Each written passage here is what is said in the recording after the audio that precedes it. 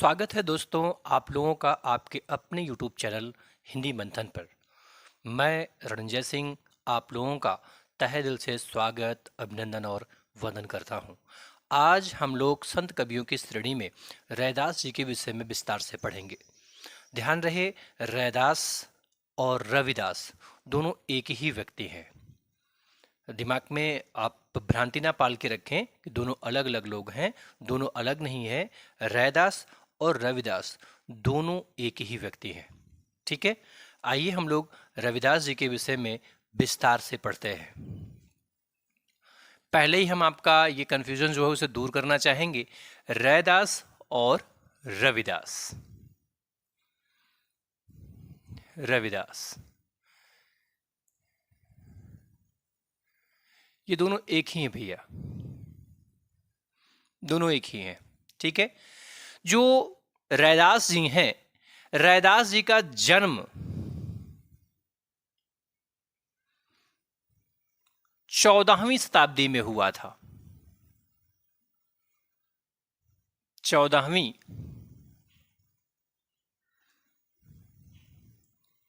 शताब्दी में हुआ था।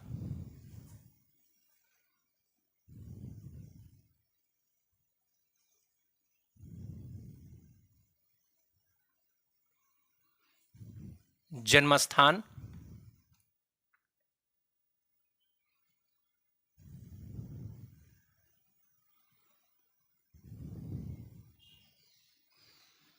काशी। जन्मस्थान क्या भैया? काशी है। आपसे पूछा जाए कि जो रविदास जी हैं, रविदास जी का जन्म वास्तव में कब हुआ था, तो रविदास जी का जो जन्म हुआ था वो 14वीं शताब्दी में हुआ था। कब हुआ था? 14वीं शताब्दी में हुआ था। और इनका जन्म हुआ कहाँ था? तो इनका जन्म जो हुआ था भैया वो काशी में हुआ था। इनकी मृत्यु जो हुई थी वो 1448 ईस्वी में हुई थी। मृत्यु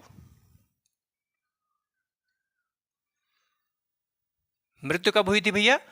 1448।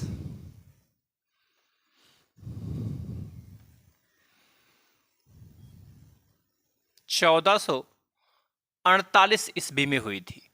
और मृत्यु स्थल कहाँ है?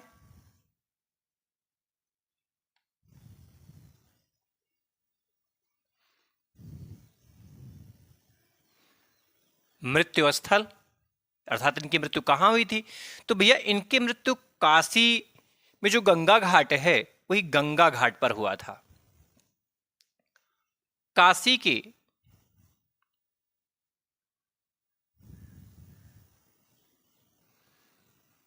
गंगा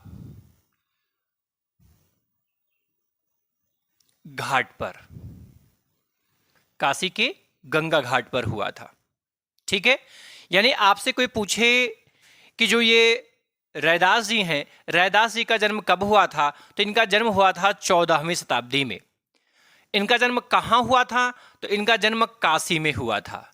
इनकी मृत्यु कब हुई थी? तो इनकी मृत्यु 1448 ईस्वी में हुई थी। और इनकी मृत्यु हुई कहाँ थी? तो इनकी मृत्यु जो हुई थी भैया वो काशी के गंगा घाट पर हुई थी।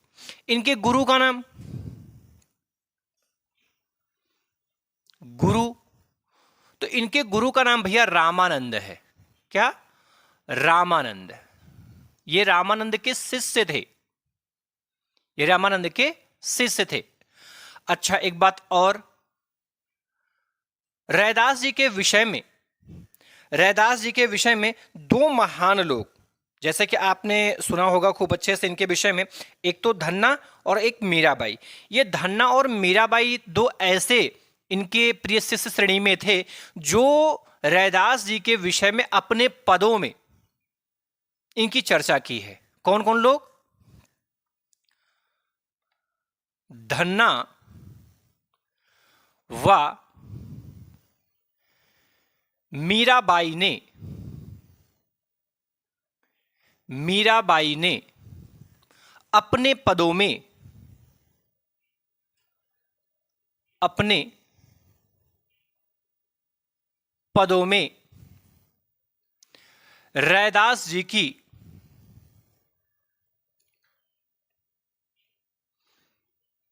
जी की चर्चा की है, चर्चा की है। ठीक है। दूसरी महत्वपूर्ण बात, मीराबाई, मीराबाई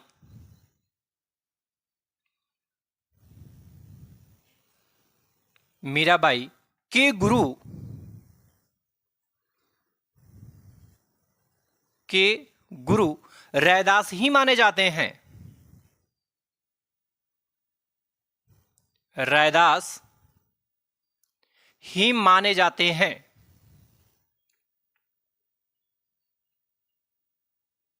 माने जाते हैं, रैदास ही माने जाते। और यह पॉइंट सबसे ज्यादा महत्वपूर्ण है। ये पेपर में पूछा जा चुका है कि मीराबाई के गुरु का क्या नाम था। तो मीराबाई के गुरु का नाम क्या था भैया? रैदास था। क्या था? रैदास था। यह बात आपको ध्यान में रखनी है। ठीक है। दूसरी महत्वपूर्ण बात, इनकी पत्नी का नाम, तो इनकी पत्नी का नाम लोना था।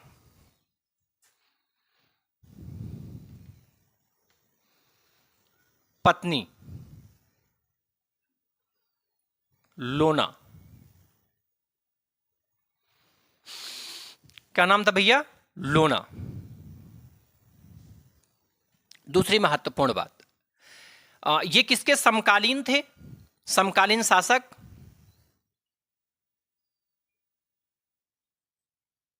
समकालीन शासक सिकंदर लोदी।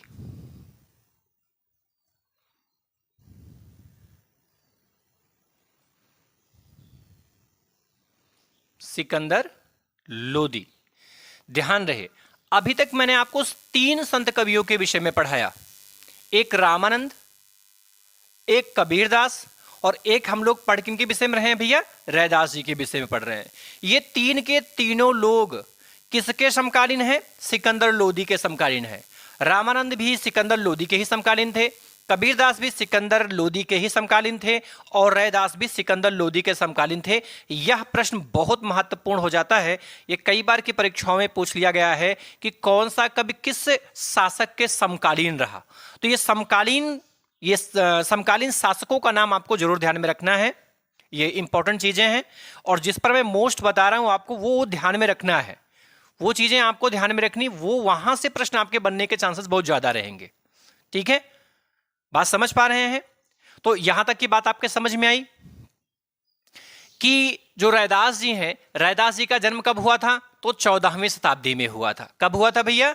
14वीं शताब्दी में। रैदास जी का जन्म कब हुआ था? 14वीं शताब्दी में हुआ था। रैदास जी का जन्म कहां हुआ था? काशी में हुआ था। इनकी मृत्यु कब हुई थी? तो इनकी मृत्यु 1448 ईस्वी में हुई थी। इनकी मृत्यु कहां हुई थी? तो इनकी मृत्यु जो हुई थी वो काशी के गंगा घाट पर हुई थी। इनके गुरु का नाम क्या है? तो इनके गुरु का नाम रामानंद। किसके गुरु का नाम रामानंद है भैया? तो रामानंद रैदास जी के गुरु थे। देखिए, कबीर के भी गुरु रामानंद ही हैं, रैदास जी के भी गुरु रामानंद ही हैं। और रामानंद के गुरु कौन है? रामानंद के गुरु कौन है? मैंने आपको ये परंपरा पढ़ाई थी, गुरु परंपरा पढ़ाई थी। ठीक है, ये प्रश्न आपको दिमाग में रखना है। ये प्रश्न आपको कमेंट बॉक्स में देना है, क्वेश्चन ध्यान में रखिए, है ना। रामानंद के गुरु का क्या नाम है?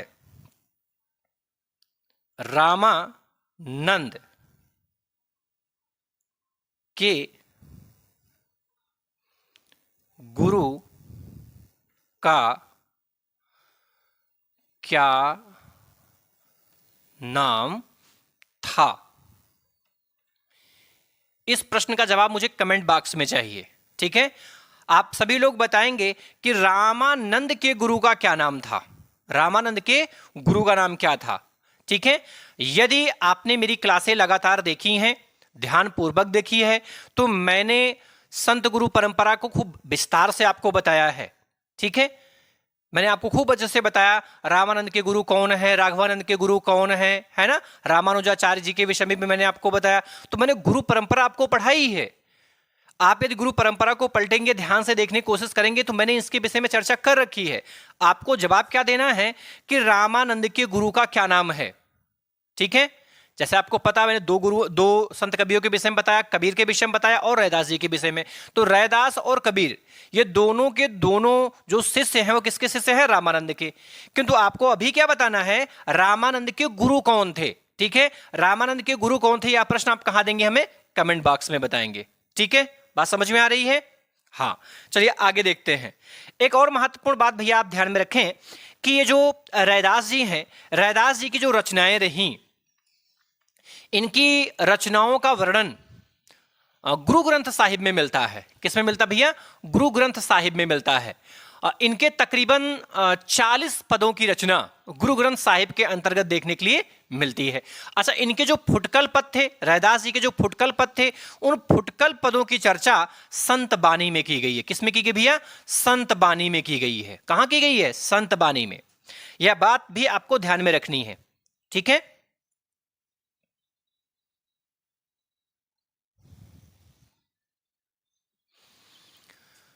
रैदास जी के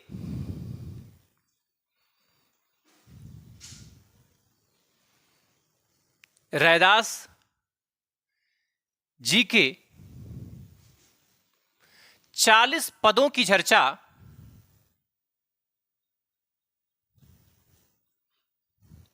चर्चा गुरु ग्रंथ साहिब में की गई है। गुरु ग्रंथ साहिब में की गई है।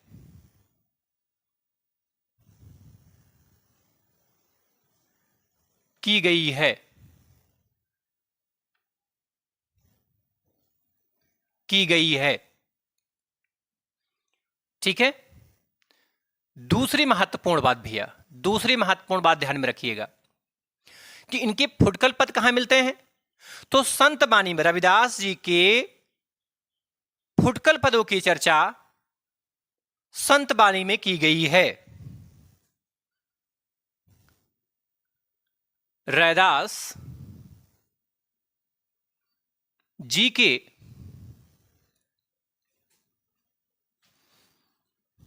फुटकल, ध्यान रहे फुटकर नहीं है, फुटकर नहीं होता भैया, फुटकल, फुटकल पदों की चर्चा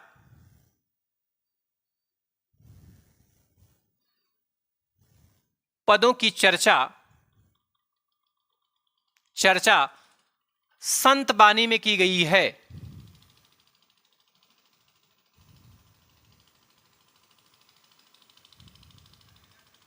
की गई है।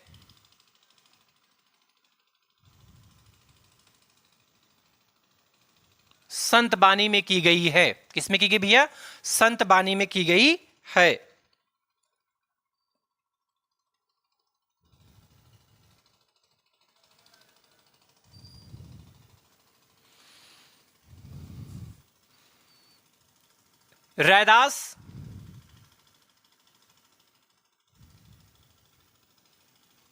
रैदास जी जाति के चमार थे। जाति के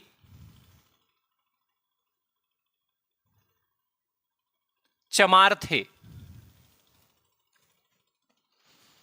इन्होंने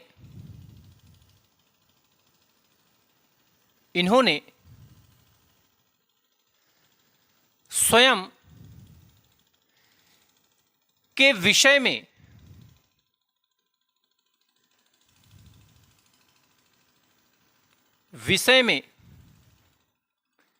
लिखा है।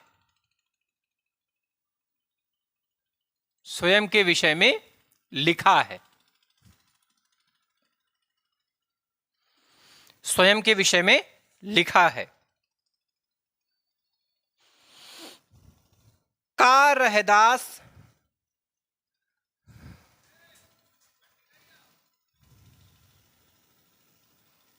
कहा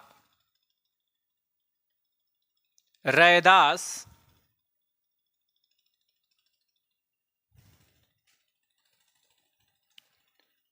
खलास। कह रैदास खलास चमारा, ऐसी मेरी जाति विख्याता। चमारा।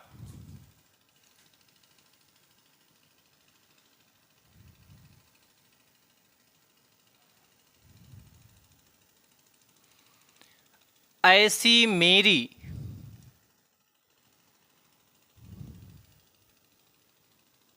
जाति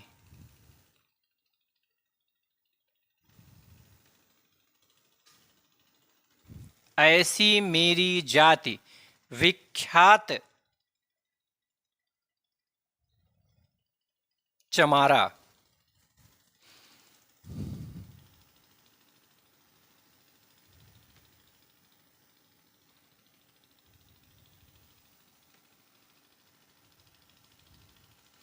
विख्यात चमारा। ठीक है।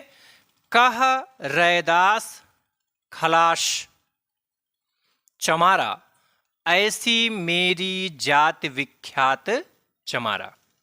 ठीक है। इन्होंने अपने विषय में बताया कि मेरी जो जाति है वो क्या भैया, चमार है। ध्यान रहे, सबसे महत्वपूर्ण बात, मैंने बहुत लोगों को देखा है, मुझे अपार कष्ट भी इस बात का हो जाता है कि हमको अपनी ही जात से प्रेम नहीं है। ये गलत बात है। हम किसी भी जात में पैदा हुए हों, हम किसी भी कुल में पैदा क्यों ना हुए हों, यदि हमारे कर्म उच्च हैं, नेक हैं, तो हमें हर जगह सम्मान मिलेगा। चाहे मैं जात का हरिजन हूं, चाहे मैं ठाकुर हूं, चाहे ब्राह्मण हूं, जात का कोई विशेष सरोकार नहीं होता है। महत्वपूर्ण बात हमारे अपने कर्म होते हैं। यदि हमारे कर्म अच्छे हैं तो हमें हर जगह सम्मान मिलेगा। क्यों? आप ध्यान से बात समझें। रैदास जी जात के चमार ही हैं, किंतु इनके कर्म इतने नेक और इतने पवित्र रहे, इन्होंने लोगों की विचारधाराओं में इतना क्रांतिकारी परिवर्तन किया कि आज हम लोग इनके नाम का स्मरण करते हैं। इन्हें बड़े सम्मान के साथ देखा जाता है, बड़े सम्मान के दृष्टिकोण से देखा जाता है। तो मैंने आपसे कहा ना, व्यक्ति की जात से कोई प्रभाव नहीं पड़ता है, व्यक्ति के कर्म से उसके ऊपर प्रभाव पड़ता है। यदि आपके कर्म अच्छे हैं तो आपको हर कोई व्यक्ति सम्मान देगा। यदि आपके कर्म अच्छे नहीं हैं तो आपको सम्मान नहीं मिलेगा। यदि सम्मान की पात्रता आप ग्रहण करना चाहते हैं तो आप कर्म अच्छा करें। ठीक है, आगे।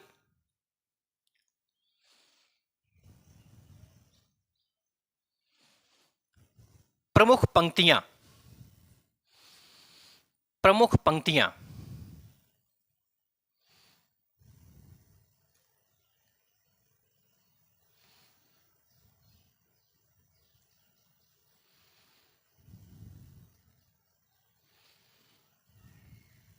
प्रमुख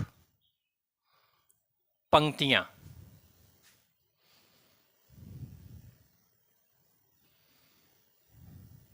प्रमुख पंक्तियां। आपने इनकी ढेर सारी पंक्तियां सुनी होंगी और इनकी पंक्तियां आपकी टेट की परीक्षा में आ भी चुका है। ठीक है। प्रभु जी तुम चंदन हम पानी।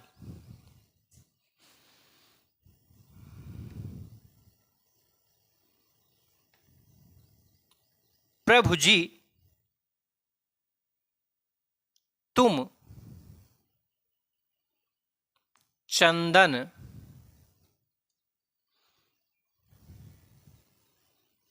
हम पानी। प्रभु जी तुम चंदन हम पानी।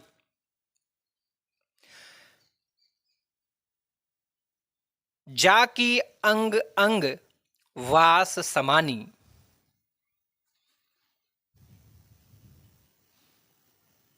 जाकी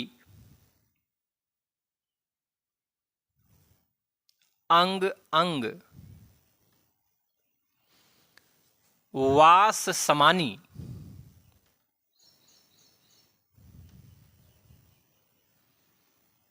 वास समानी। और यह पंक्ति ही पूछा गया था।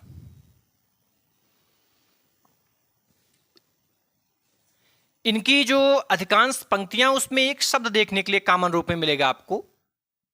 सब में तो नहीं मिलता है लेकिन अधिकांश में आपको मिलेगा। प्रभु जी शब्द मिलता है भैया। अगर प्रभु जी करके किसी भी पंक्ति की शुरुआत हो रही है तो दिमाग में आप लगा के रखना कि वो रैदास जी की पंक्ति ही हो सकती है। ठीक है, ये बात आपको ध्यान में रखनी है।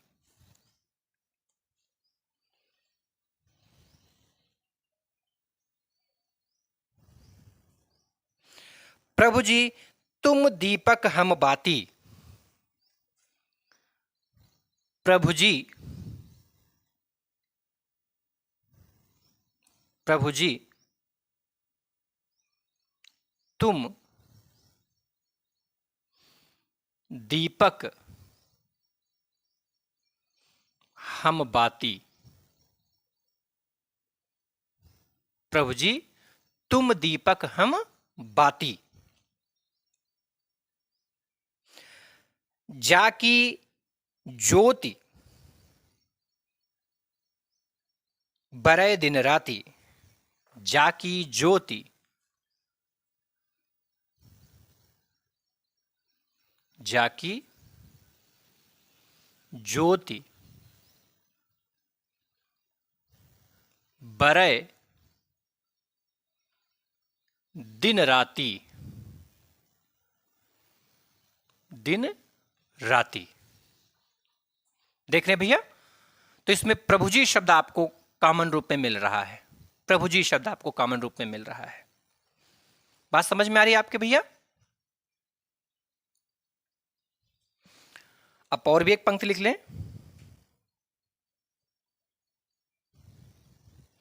प्रभु जी तुम मोती हम धागा।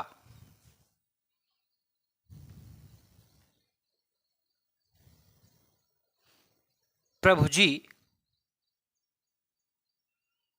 तुम मोती हम धागा।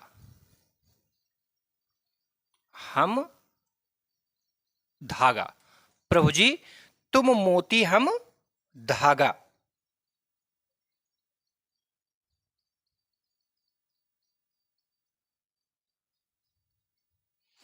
जैसे सोने मिलत सुहागा। जैसे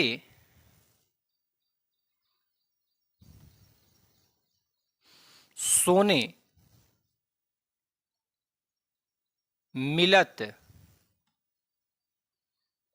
सुहागा।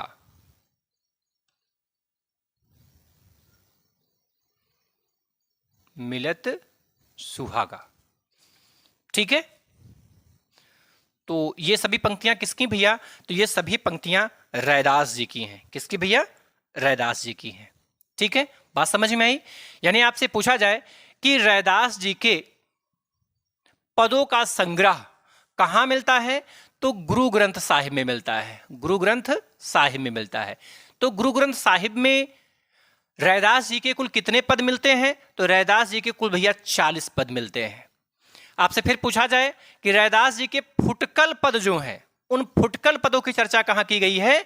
तो संत बानी में की गई है। कहां की गई है? संत बानी में की गई है।